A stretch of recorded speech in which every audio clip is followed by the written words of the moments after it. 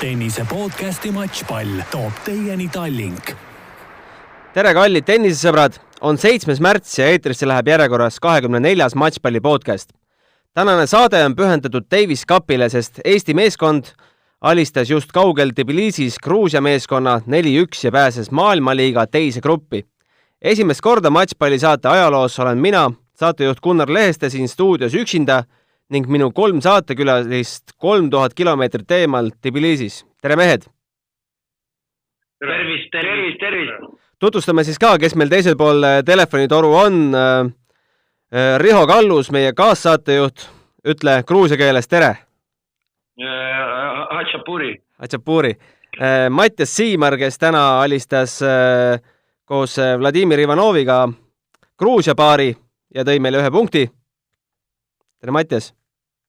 Tervist! Ja meeskonna kapten Eke Tiidemann. Tere sulle ka! Homar Tšoba. Kas kumb nüüd õige oli, see Hatsapuri või Homar Tšoba? No mul oli õige ikka. Okay. Hatsapuri on üks söök. Aga Riho, alustame sinust.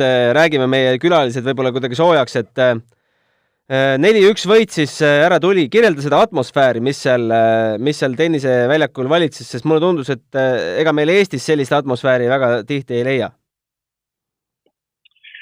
No võib-olla peab alustama sellest, et nii vähe kui meid eestlasi siin oli, me suutsime ka grusiinid siin käima tõmmata aeg-ajalt, nii et tribüünid olid rahvast täis ja melu oli korralikult, nii et viimases, otsustavas mängus Kristjan Tamme vastu läks ikka rahvas väga-väga põlema. Kuidas oli 1000 või 2000 rahvast või mis sa hindad selleks publiku numbriks? Ma arvan, et üks circa 800 inimest võis olla seal tribüünide peal võib-olla. Umbes nii võib-olla jah, kuskil. Kui paljud neist olid eestlased? Ma nägin, sa panid kogu oma perekonna panid tanki. Ütleme nii, et see oligi meie eestlaste grupp jah, et küll oli ka Gruusia saatkonnast oli üks inimene, kes oli eestlastest vaatama tulnud. Rohkem meie ei märganud või märkisite kedagi veel?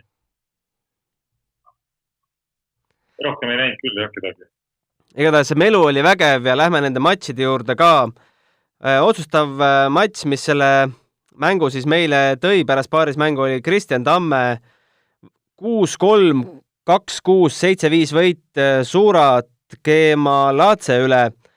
Eke, räägi sina, millal teie teada saite, et nende esinumber Basilashvili on käevigastusega kimpus ja Tamme vastu ei astu?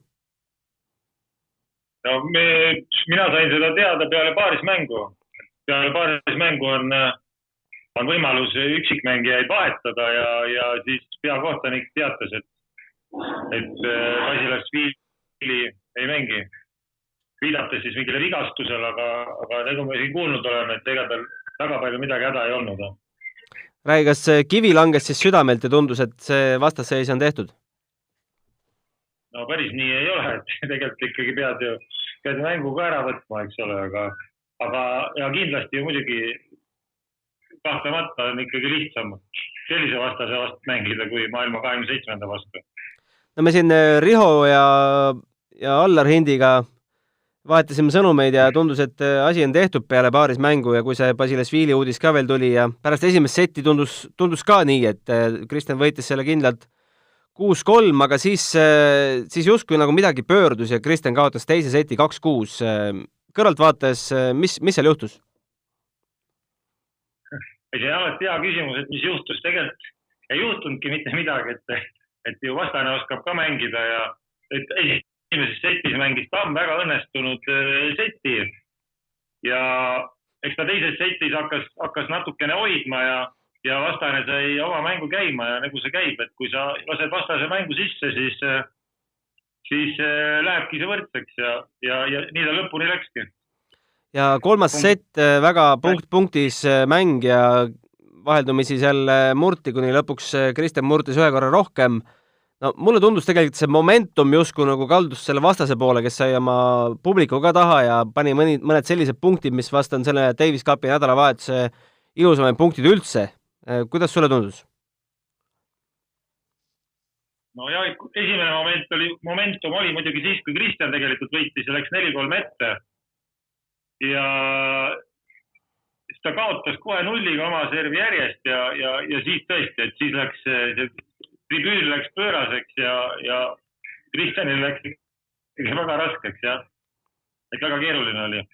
Sest Allar Indi intervjuust, mis Tenniseliidu Facebookis on üleval, kuulsin esimest korda, et ka mingi olematu jalaviga vilistati Kristjanile seal setpallil mingil hetkel. No jah, seda, kuna videokordust ei ole, siis ta on väga raske tuvastada, aga kui me arvestame, et see oli setpall ja see oli selle nädalavahetuse vist esimene ja viimane jalaviga, siis võib ise arvata, et kuidas need asjad siin Gruusias käivad. Kas see oli esimese seti setpall? Teise seti setpall, vastasel oli setpall ja Kristjanil oli teine serv. Igatahes see mäng võeti ära ja 4-1 on tõsiasi. Kirjelda neid meeskonna sees olevaid emotsioone hetkel. Ikka on tore ju võitjana tagasi tulla ja arvestades, et arvestades meie koosseisu ja vastaste koosseisu, kui ütleme, kui väiksed võib-olla meie võimalused olid eeldatavalt, et nagu me siin kõik oleme eelnevalt juba kuskil öelnud, et ega Basilashvili vastu, ega imesi väga palju ikkagi ei juhtu seal tennises, et nii suure rankinguga mängijate vahel väga keeruline ikka võita Basilashvilit ja siis meie see variant oligi ainult, et kui me võidame 2, et kui me teisi numbreid võidame ja paaris mängu, et siis see on meie šants. Ega me seal väga palju rohkem matemaatikat ei olnud. Seda enam, mis sa praegu räägid, tundub see Basilashvili otsus lihtsalt see mäng ära anda kuidagi kummaline, et kas ta on siis nii suur staar, et tahan mängin, tahan ei mängi? No, eks meilgi Eestis ju on olnud neid igasuguseid juhtumeid, et jah, et eks need sellised maailma esi-50 mängijad kipuvad sellised nii-öelda natuke printsessid olema ja mängivad siis, kui nad tahavad, et jama on selle ümber alati jah palju. Aga Mattias, räägime sinuga ka natukene, võib-olla me ei räägiks neid jutte siin praegu nii rõõmsas meeleolus, kui te poleks koos Vovaga selle paarismängu 3 setis ära võitnud. Räägi sellest mängust natukene, numbrid on 3-6, 6-3, 6-3, ega ei ole kunagi lihtne mängida, kui esimene seti oled pähe saanud?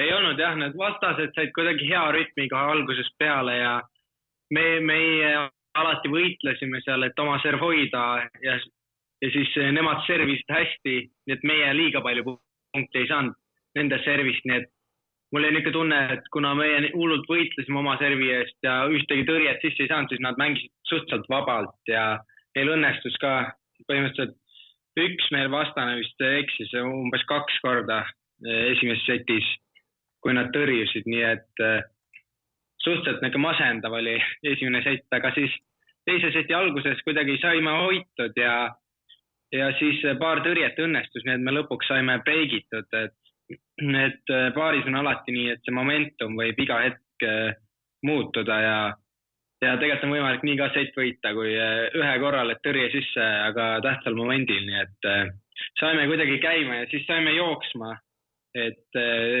mul oli niisugune tunne, et me murdsime vastaste rütmi ära ja siis teises setis breikisime juba 2 korda ja 3. setis saime ka suht hästi alustatud, nii et võitsime oma servid päris kiiret ja siis see andis meile ka rohkem eneskindlust julgemalt mängida tõrje geimides ja siis jällegi Vova vist seal 40-31 game oli väga hea tõrje ja me breikisime ja siis saime kuidagi jooksma selle ja hoidsime ka servi päris hästi lõpuni. Kuidas sa neid mehi iseloomustad? Metreveli ja Tsivatse edetabeli kohal, Metreveli seal 500 kandis. Kuidas need võrreldes teiega oma mängutasemelt tundusid? Halvemad. Mille poolest? Paaris küll, jah. Ei tea, et see tennis üldiselt see number väga ei mängi. Et suhteliselt üksikmängijad, vähemalt see Metreveli oli suht üksikmängija, nii et kui peale läksime küll mingit aukartust nende ees ei olnud, et ennegi on tehtud parematele meestele ära selles suhtes, et ma ei ütleks, et see paarismäng nüüd mingi ime oli, et ei olnud küll üldse üllatunud, et võitsime. Kuidas sa enda koostööd Ivanoviga hetkel kirjeldaksid? Ei, koostöö on super. Ma ütleks, et kõikidel tiimimängijatel on siin päris hea niisugune tiimivaim on meil, et ma arvan, et me tahtsime võita, aga samas meil oli niisugune suht fun väljakul, nii et väga ei pabistanud ja meil kuidagi mõlemad olime suhteliselt positiivsed, nii et isegi pärast esimese seti kaotust meil nagu tuju ära ei läinud, aga nagu vastastel läks ja ma arvan, see oligi see võtmemoment, mille pärast me võitsime need teise ja kolmanda seti suhteliselt kiirelt. No Eke ütles ka enne matši siin intervjuudes juba, et võib-olla paarismäng saab olema selline võtmetähtsusega. No, sa teadsid, et sa tuled siia põhimõtteliselt ainult paarismänguks mängima kaugelt USA-st. Millise pinge see teadmine sulle peale paneb? Ei olnud pinget selles suhtes, et me oleme hästi mänginud paari suhteliselt alati Davis Cupil, ükskõik kas siis Kennetiga või viimastel aastatel. Meil ei ole olnud üks paarismängu, kus me oleks hästi mänginud selles suhtes, et ma mängin USA-s ülikoolis ka, mis on niisugune tiimi environment alati, nii et see üle tuleks siia Davis Cupi oli põhimõtteliselt lihtsalt lennukiga tulla ja mängida täpselt samamoodi kas siis USA-s või Gruusias, nii et ma ei mõtlenud küll väga selle peale. Kas sa tulid USA-st otse Gruusiasse? Jaa, läbi Türgi. Läbi Türgi? Kuidas need lennuühendused seal olid? Teate on, et mõned lennujaamad maailmas on üldse kinni praegu? Ja sain õnneks tulema, et turvameetmed on seal kõrgendatud, aga õnneks ikkagi lasti lennuki peale, nii et vaadame, et saame tagasi ka. Nii kaugelt tulla ja kohe trenni ja mängima, kuidas sul ajavahega kohanemine läks? Ja ajavahega oli kõik fine selles suhtes, et tavaliselt kui ma tulen tagasi, siis niisugune päeval tuleb uni peale, aga siin meil oli alati, et hommikul sain üles, siis oli trenn, siis sõime kiiresti ja siis oli järgmine trenn, nii et terve päev oli nagu kogu aeg tegevust, et kuna kordagi nagu maha ei istunud või magama ei läinud, et see, et tunduski lihtsalt, et ma ei tulnudki Gruusiasse, vaid olin seal Ameerikas ajavahe poolest, et jah, et suhteliselt tegus on meil on siin, mis on väga lahe olnud. Mis periood sul seal hetkel koolis on ja kui sa nüüd tagasi lähed, mis sind seal ees ootab? No kui tagasi lähen, siis võtan arvuti kätte ja hakkan õppima jälle, aga jah, iga nädalavahetus on turniir ka või no mängime teiste koolide vastu selles suhtes, et väga busy on, et väga palju vaba aega ei ole, aga see on ka selles suhtes hea, et siis tuleb suvi kiiremini ja see on alati hea, kui suvi tuleb. Mingi probleemi koolist vabaks saamisega ei olnud? Ei ole, seal on, et kui asjad tehtud saad, siis tee, mis tahad. Eke, räägime kiirelt sinuga teised mängud ka läbi. Algas siis matš eile Vova ja Basilashvili kohtumisega. Esimene set üldse mitte häbisse ei jäänud meie Vova, kaotas ainult 4-6, teise seti küll kindlamalt 1-6. Mis sa selle matši kohta ütled? Vova püsis esimeses setis väga hästi matšis, et ta küll korra kaostas seal seti alguses oma servi, sama kiiresti breikis selle tagasi ja 5-4 pealt, kui ma õieti mäletan, siis ta äkki isegi juhtis oma servis ja kuidagi läks see serv ära. Et minu arust Vova oli tubli, no. Et ta ikkagi avaldas seal vastupanu ja mängu oli seal küll ja küll.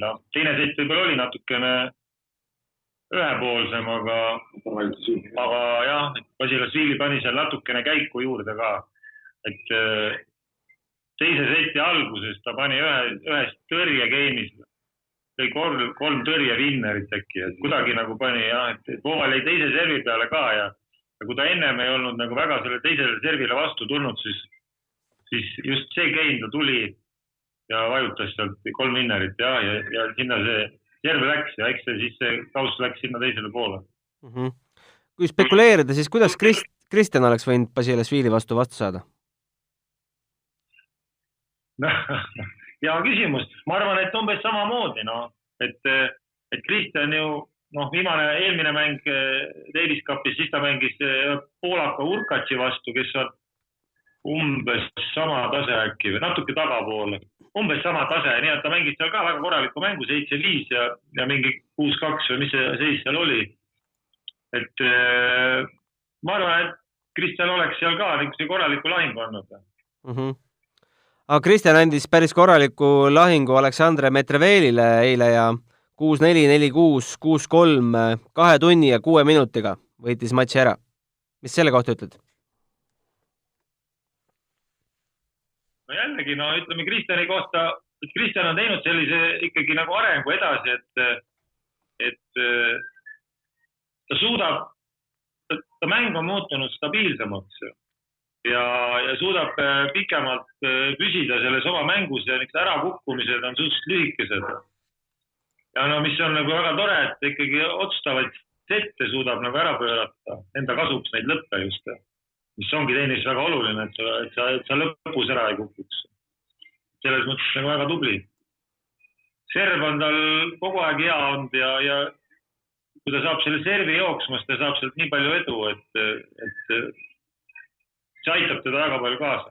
Rasketel hetkedel võib-olla, kus kuidagi natukene momentum läheb teisele poole, siis ta selle oma serviga suudab ikka päris tihti mängu tagasi tulla. Et kui servilt saab 10 tasuta punkti, siis pole ju paha. No muidugi. Et eks see meeste mängus ongi oluline, et kui servist lihtsalt punkte ei saa, siis ongi sul raske, et kogu aeg oled surve all. Mis need peamised elemendid on, milles Kristjan seal Mouratoglou akadeemias on edasi läinud?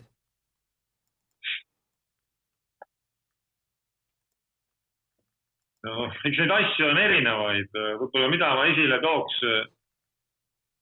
kui ta kunagi oli siuke väga lühikese punkti mees selline, et põmm ja nüüd ta proovib rohkem punkte läbi mängida, kasutab rohkem topspinni. Läbi selle siis tuleb nagu natuke vähem lihtvigu. Kuna ta sellega tegeleb, siis omakorda see on natuke kaasa toonud jälle selle, et siis ta jälle väga kõvasti vahepeal, kui peaks lööma pallist ja seda ei tee. Ütle see mängu stabiilsus, ma ei tea, võib-olla ma ei oska öelda, ma ei tea, esimese eriprotsent võib-olla on paremaks läinud. Et see mäng on nagu lihtsalt ühtlasemaks muutunud. Natuke liigub ka paremini pallile vastu, aga seal on ka ruumi veel üks jaguna. Et ta ikkagi oleks mängiks tagajoonele lähemale ja paneks sealt läbi selle rohkem vastasele survet peale, aga ta on ise öelnud, et nende asjadega nad seal tegelevad. Tõrjega tegeleb ka väga palju, et praegu oli suht kehvake see tõrjega. Millises meeleolus te eile magama läksite, teadmisega, et kõik on veel võimalik? No ikka positiivselt. Selles mõttes me ju saime eile ju nii-öelda ikkagi maksimumi kätte ja meil on neid seise siin ennemgi olnud, samasuguseid, et ei midagi erilist, aga selles mõttes positiivselt 0-2 oleks olnud ikkagi nutune. 1-1 on selline seis, nagu, mille järgi me võib-olla nagu siia tulimegi peale esimest päeva. No nagu tänane päev näitab, ega see 0-2 poleks ka mingi katastroof olnud? Aga me kunagi ei tea, kas siis oleks Basilashvilil käsi haige või ei oleks.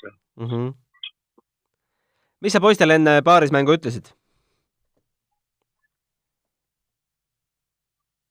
No, põhiline on paarismängus see, et sa oleksid hästi aktiivne, hästi energiline ja ega ma nüüd väga palju neile midagi öelnudki.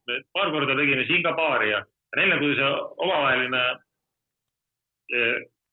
klaps nagu töötas päris hästi.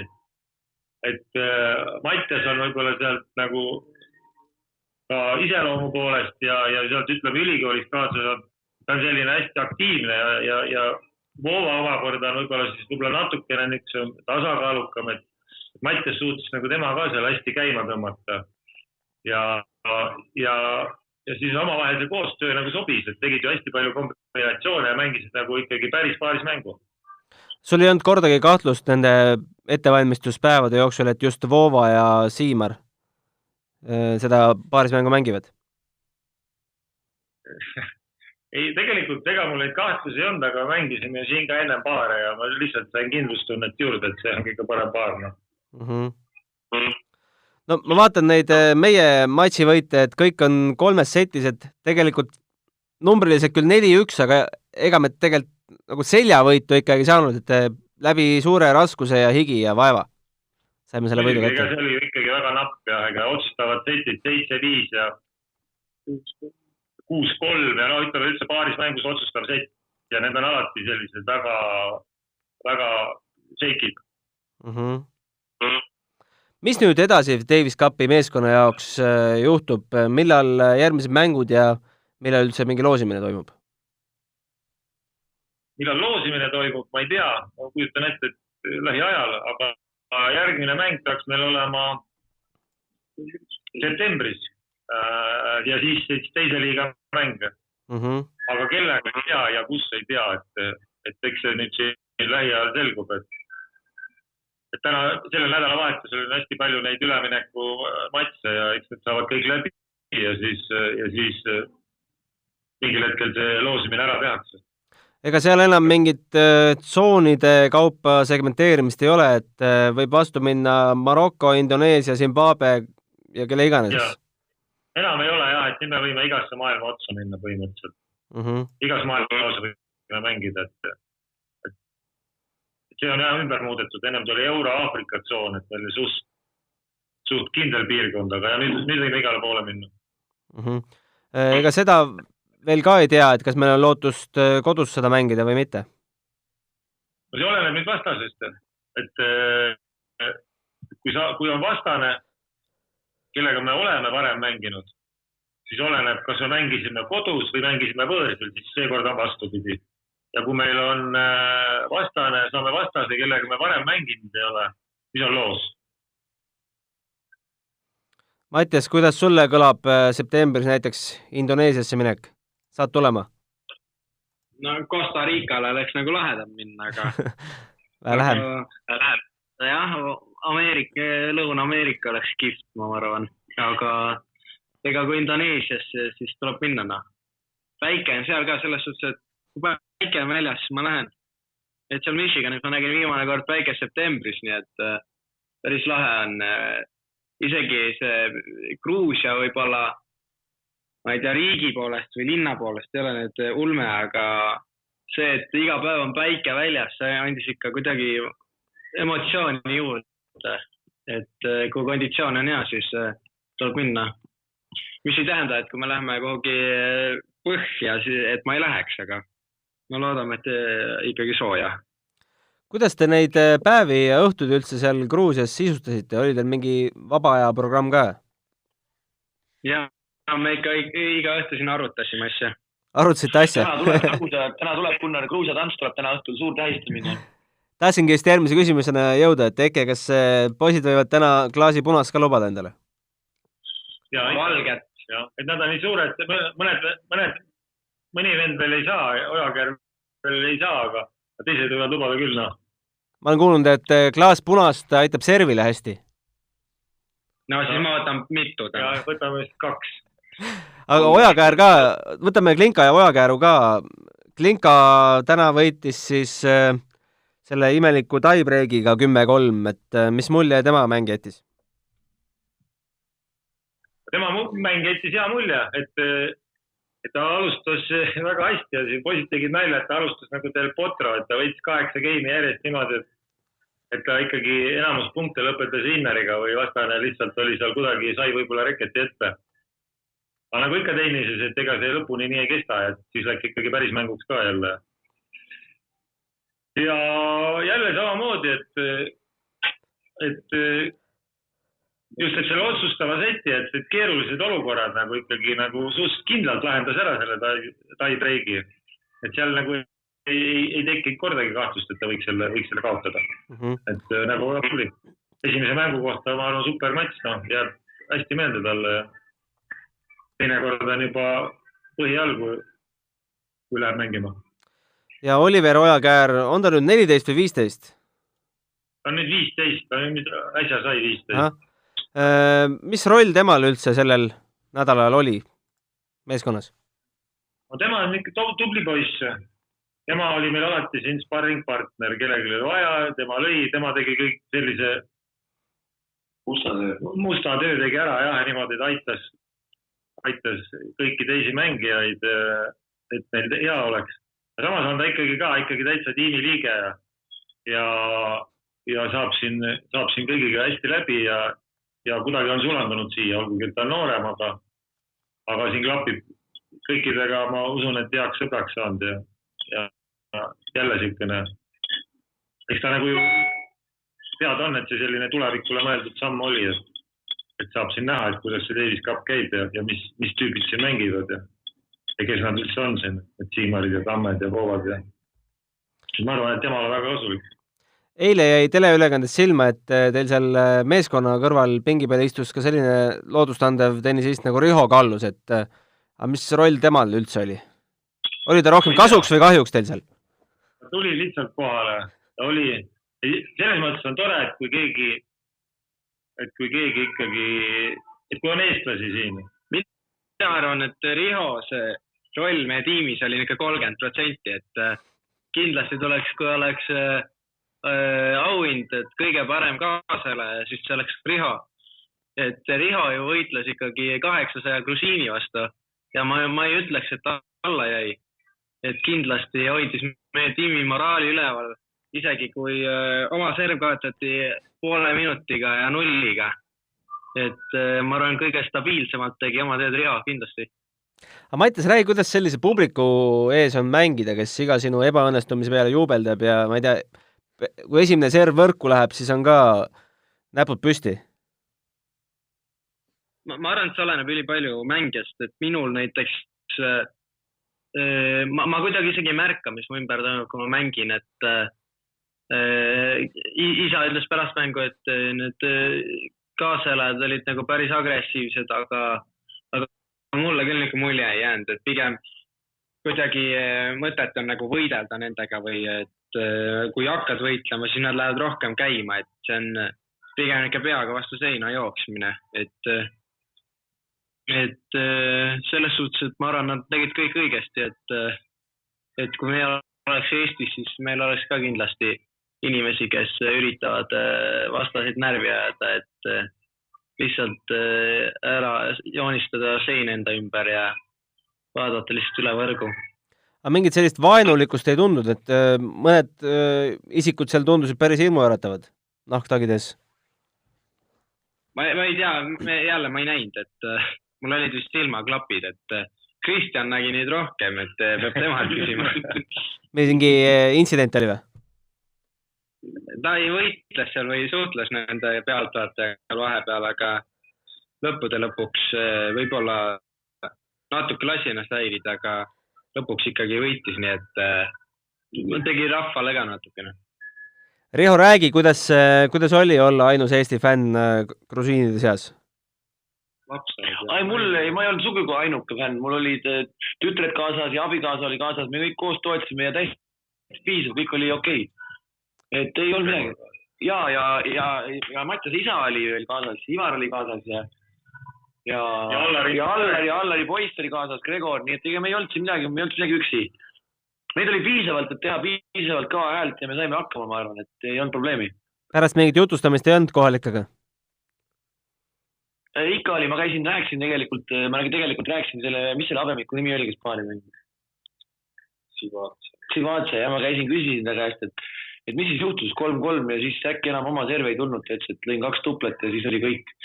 Ja ma käisin ikka loodsin vastaseid ka ja suhtlesin grusiinidega ka ja kõik on toredad inimesed ja väga positiivne. Grusiinid on ägedad. Aga minu suureks üllatuseks kätlemine oli alles, pallipoisid tõid higiseid rätikuid ilma kinnasteta, et teil mingid juhised ei antud seoses selle viiruse puhanguga? No ikka anti, ma arvan 4 A4 oli täis, aga põhiline see käsi ja niisugused tavalised sanitaarnormid. Ega seal muud väga teha ei ole. Kuuldavasti Indian Wellsis pidid nüüd vähe karmimad reeglid tulema, et need pallipoisid vist enam higiseid rätikuid ette ei kanna. No ma tahtsin ikkagi öelda, et mina küll fänn fännina ei ole siin pesemas käinud nädal aega, ei ole siin käsi ei tohi pesta, midagi ei tohi pesta, et me ikka tegeleme tennisega, me siin koroonaviiruse peale ei ole aega raisata. Väga õige. Riho, mitmes Davis Cup see sul oli kaasas käia?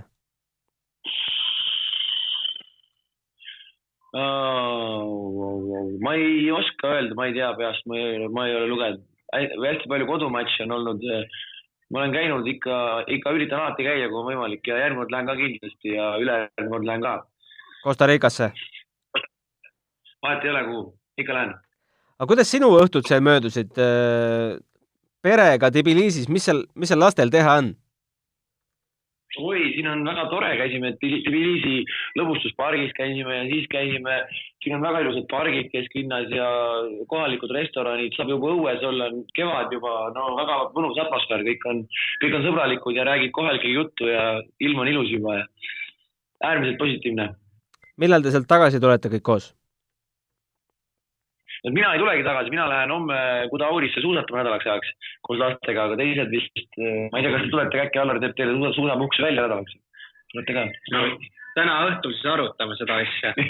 Kuidas me tagasi tuleme. Aga enamus tuleb Tallinnasse homme ja siis täna öösel kell 5 ja kell 6, mida me seal lennuka on. Ja Mattias läheb otse ja Voova on ka omad reisid.